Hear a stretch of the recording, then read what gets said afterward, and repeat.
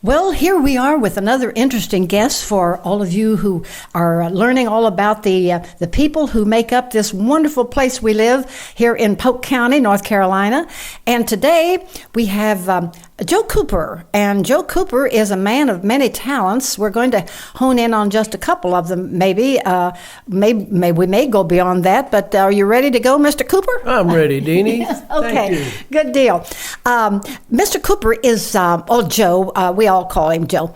Joe is a man of many talents, as I said earlier, and he is better known for his local work with the Beautification Committee, but I want to back up a little bit and find out what he does for a livelihood, what brought him here, and so forth. Are you a native Carolinian? No, Deanie, I'm not. I think in the family tree there were some of my mama's and my daddy's people who went through North Carolina and stayed a while, but I was born and raised in Jackson, Mississippi, and grew up there in Jackson.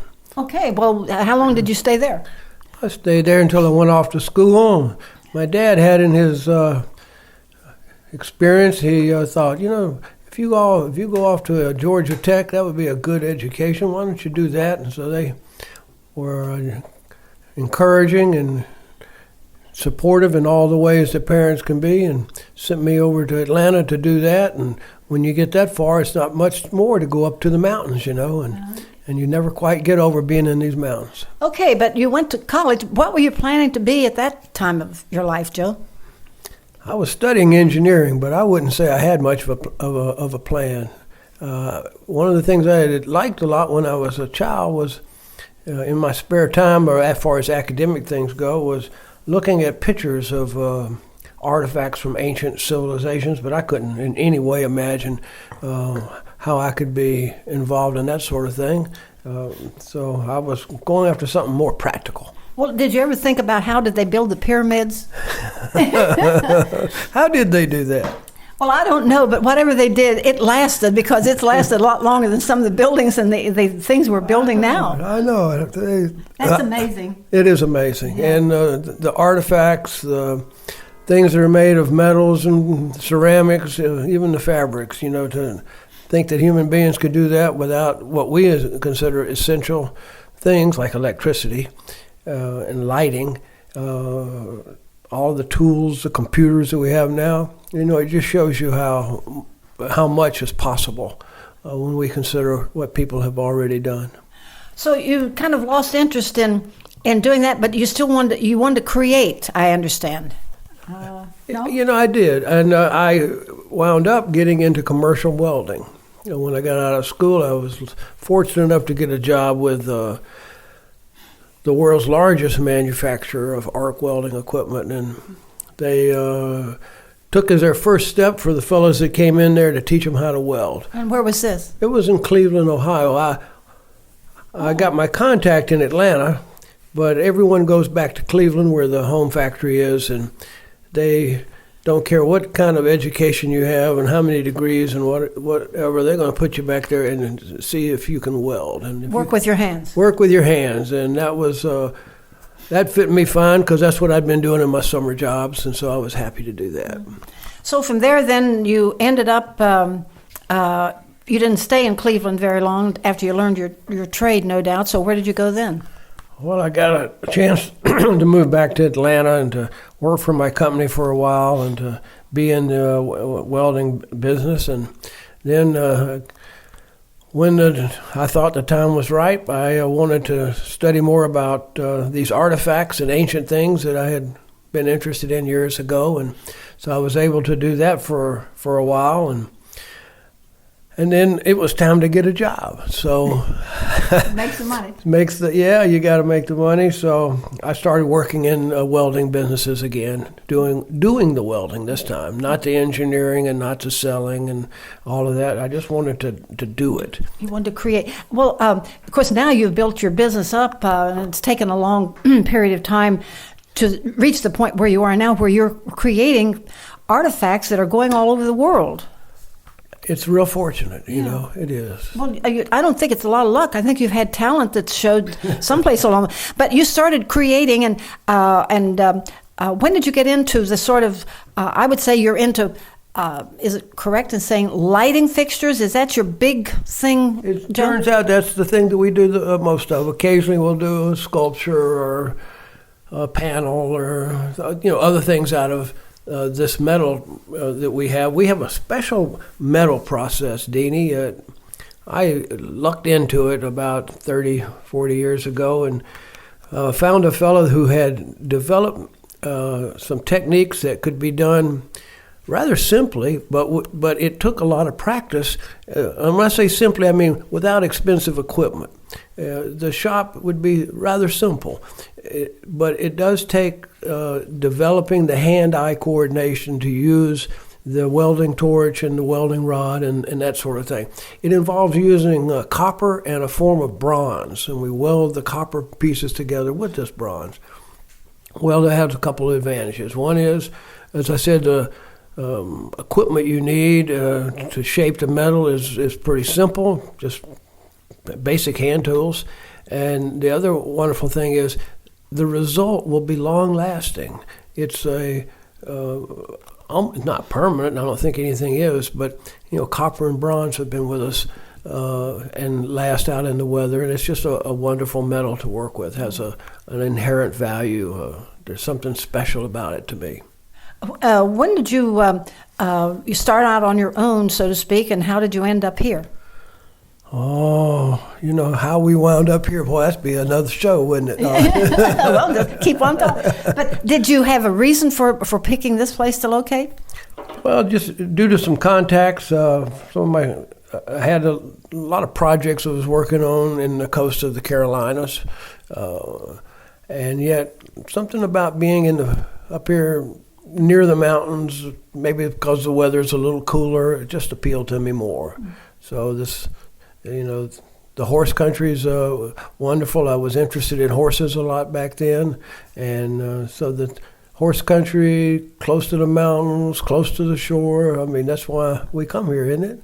You had a small town to work in, but you had the large city advantage. And, of course, with the Internet now, this has probably has it made your business expand even larger than you ever hoped it would? Internet has been wonderful for the small business. Your daughter and son-in-law, Eric and Lynn, helped me update my website. The website we use, allows us to put pictures of the things we've made, the lighting fixtures, and then someone can be sitting in their office in Boston or Miami or Honolulu, and it's as if we're right there. Yeah, and the cost, is not that much compared to what you would have to do if you were printing it out and having to, make a catalog and mail all these pictures and have all that kind of weight. So the Internet has been great, and they were really helpful. And you should be very proud that they have that business here in Polk County. I know they've worked with a number of other organizations to get their websites up, and that just helps a lot. I think I'm not very much into the web. I don't even work a computer. I still have an electric typewriter when I want to write a letter. There's certain things about it I just don't like. Maybe I'm just too old to appreciate modern technology. But it's from what I've observed, Joe, it's you were talking about printing, like you could make your lamp fixtures or your articles of beauty that you create. You could make those and put them in a catalog. But to me, there's something more personal about an internet where you're sitting there seeing this, and you can actually push buttons and communicate with the source. Am I right? It's true, yeah. If you're doing, say, a conversation with a designer, interior designer, architect, who's out of the area, and they're looking at the website, they can see a variety of pictures, but if they want to see something else, well, then, just due to the modern technology, a small operation, an artist who doesn't have a lot of, doesn't have the means to invest in all the expensive catalogs and whatnot, well, you just email them some more pictures right then and there. It's all automatic. It's instantaneous. Yeah, it's instantaneous, and keeps the action moving forward. And they wouldn't be watching if they weren't interested, whereas a magazine can get tossed aside. Yeah, it does. Where's your, do you have one place in this whole wide world of ours that is more lucrative for you? I mean, do you have a bigger business in certain sections of the world than you've ever dreamed? We've done a lot on the Carolina coast. It's a beautiful area. The beaches are great. It's not so crowded and hot as Florida to the people who live there, and yet not so much of a hard winter as you might have, further up as you go up the East Coast. We've also done a lot in Hawaii, which surprised me, but it's been wonderful. I enjoyed that. But like I say, it's we can work with the designer or the architect wherever they are. What's your biggest market? Is it, do you work with home decorators? Do you work with just individuals in their home who want something beautiful that you can create? Do you do any with manufacturing companies? What would be your biggest market? Is there any, can you answer that? Yeah, it's almost always with an architect or interior designer, sometimes called decorator. Yeah. It's usually a custom home, some special house. People have got the means and the desire to do something that's unusual, and they don't want what's common or ordinary. They want something special. And so being here in Western North Carolina, there's so much talent here. Sometimes for a house like this, they'll engage somebody to hand build the front door. It might be carved. Then as they come in, there'll be handmade pottery. The table might be handmade. The chairs could be locally made. The ceramic tiles in the kitchen, locally made. So then the lighting fixture, could be locally made. All of these things are available here because we have the talent here. Yeah. I've never seen such talent in one small place before, and I've lived around a little bit in my long life. One thing that I was thinking about it earlier, and I didn't want to interrupt you, but have you ever had a job that really threw you back and thought, I don't think I can do it? What's the biggest challenge that you've ever had? Is there an answer to that, or are they all challenges? Yeah, there's several. Sometimes it throws you back, and you talk to the design people, the people that might be your client, and you say, I don't know if we should do that and this and that, and you moan and groan. And then they might say something that gives you another point of view. I did a job several years ago with a local interior designer, Dan Farabee. He had a wonderful project going for a beautiful home. Architect is from the western part of North Carolina. He wanted a special lighting. I did a number of lighting fixtures, but he wanted something very special. Oh, I don't know if I can do that. I moaned and groaned, but in the give and take, in the collaboration, we came up with something wonderful. And so you just stay with the process, and sometimes it can turn out where everybody's got a smile on their face. Well, I'm sure you've made a lot of smiles in your lifetime, and you're still at it. Are you working on anything real interesting now that's going to be shipped off to a distant place, or is it something local? Well, we've worked on a couple special lighting fixtures for a historic home in the older part of Cambridge, Massachusetts, near Harvard Square. There was a renovation there by some special architects, and they didn't want to copy anything from the past, but they wanted something that would have a quality about it. It looked like it had been in the past. You just can't put a date on it. Yeah.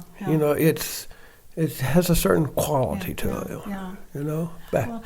I've seen people used to make these things way back when, so they gave us a shot, and it turned out really well. Do you ever wonder how they did it without electricity? I do. I'm amazed. Yeah. Yeah. They must have been better people. No, I'm sure each generation has its own quality, and your quality of this generation. I could sit here and we could talk about your business all day, and you could tell about some of these interesting things that you've done. But there's another project you're very involved with, and that is the Beautification Committee. Would you like to just say a word about that? Yeah, I'm a volunteer on one of the Polk County volunteer boards. It's called the Polk County Appearance Commission. You feel like you want to do something for the community, and being on that's given me a chance, and it's also been lucky. I've been able to meet some wonderful people. And so I met your daughter Lynn and your son-in-law Eric, and through them to meet you. And they served on it for several years with me. And it's a chance for us to be a voice in our community to keep the good work going. What's your main? I know you say it's the beautification. Is that or appearance committee? But it's to beautify. Yeah, what?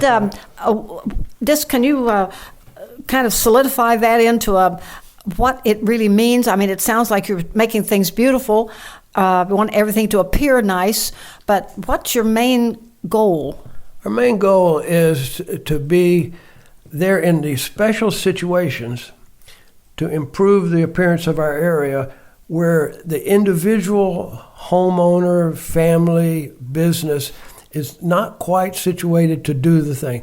There's so many beautiful homes here. So much good work has been done by the garden clubs, by some of the local businesses and individuals.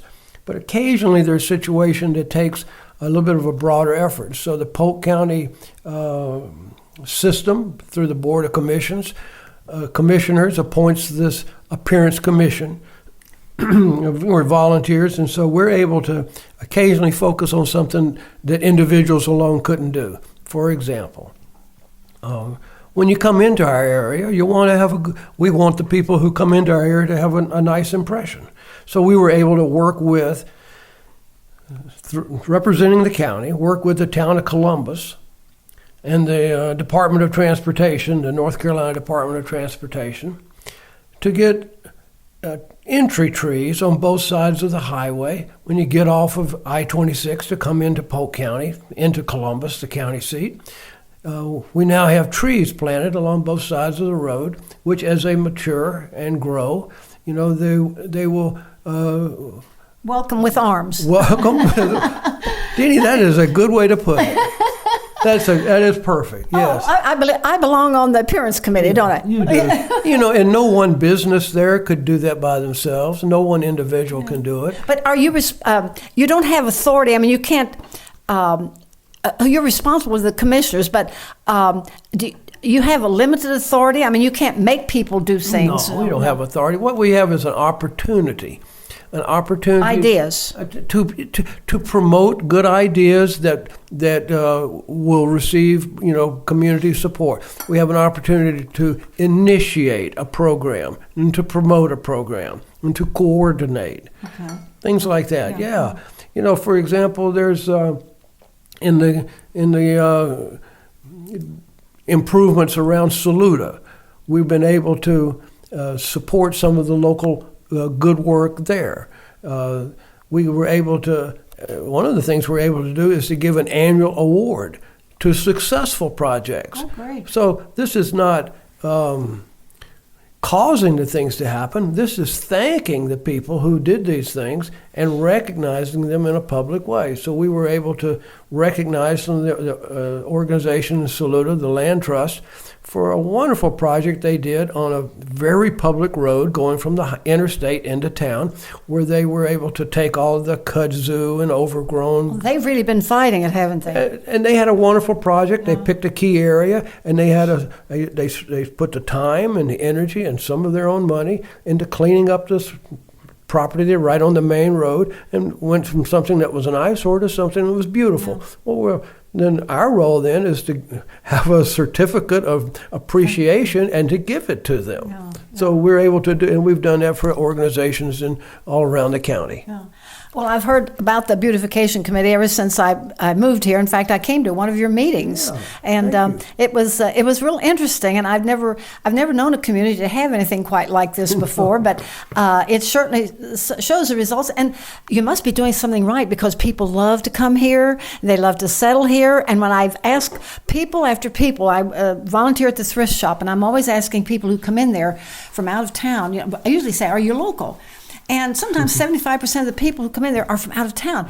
And those who come in that are settled here now, I always say, what brought you here? They don't have an answer. There's just a feeling. So it's this beautification you're doing, Joe. It's continuing a tradition that started 100 and something years ago. There's so many examples as you ride around our towns and through the county of something that someone did just to make it look more artistic, more beautiful, just a little bit nicer than it has to be. The architecture, the landscaping, we have many examples of it, and we're just trying to, fill in the gap where we can to keep that going forward. Well, you've certainly done a good job, and you've been at this for, how many years have you been on this? I think 5 or 6 now. Yeah. There's no term limits, and we don't vote you in or out. No. But you're doing a good job, and I'm always reading about it in the local daily bulletin. And Joe, we could sit here and talk about your business. We could talk about beautification and everything. Is there one thing that you would like to maybe leave as just a little thought about what you do, what you have done, or what you'd like to do? My main thought really is gratitude. To be here, to be with the wonderful people in Polk County, and then our towns out in the county and into the little towns. My main feeling really is gratitude, and to have some health and ability to keep going forward. And you're creating beauty for people. I think that would be a great talent to have. I can't do anything. I used to do cross stitching. I don't even do that anymore. But I really admire people who have talent with their hands. And you've created some beautiful, beautiful masterpieces, Mr. Cooper. And it's not only here, but it's all over the world. And I think that speaks for your talents. And it speaks, I think, of the talents we have here in this little county of Polk County. It's just a garden spot of the world. I always say that with the people who settled here from all over, we're a dot on the map, but we're the crossroads of the world. Do you think that applies?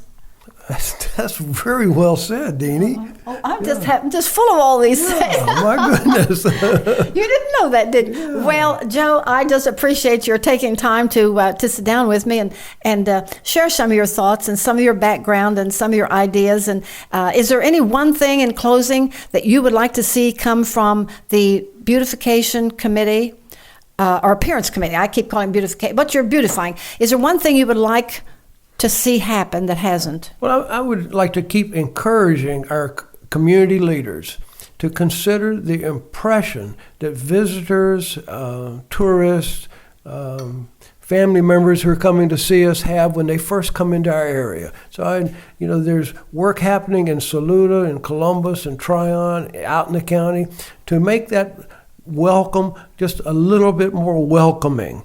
And that can be done with landscaping.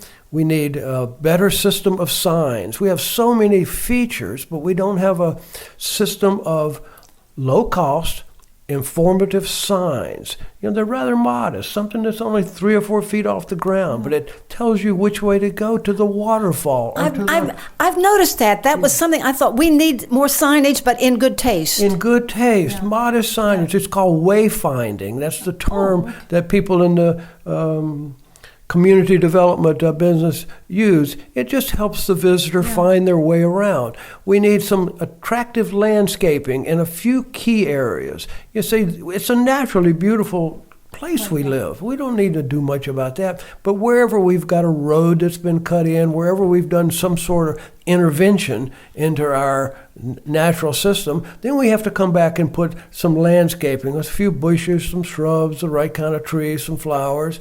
We need the signs. We need the landscaping.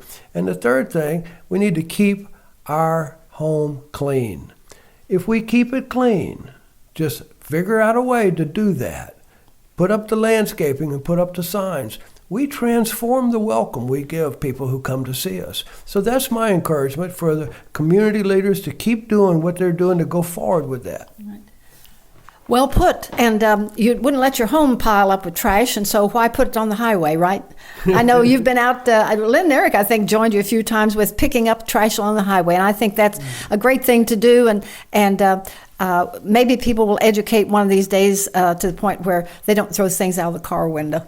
Okay, you don't want to have to go along and do that when you're too old to pick it up, do you, Joe? Okay, Joe Cooper, it's been my pleasure to have you talk to us about life in general here in our little Polk County, and some people call it the tiny kingdom. I don't know where that came from, but I think it's kind of nice. And thank you, and we hope that you'll stay tuned to the website here on the Gallipolis Daily Bulletin, and hear some more of our interesting citizens here about their life here in our little corner of the world. Thank you so much, and we hope all of you have a great day.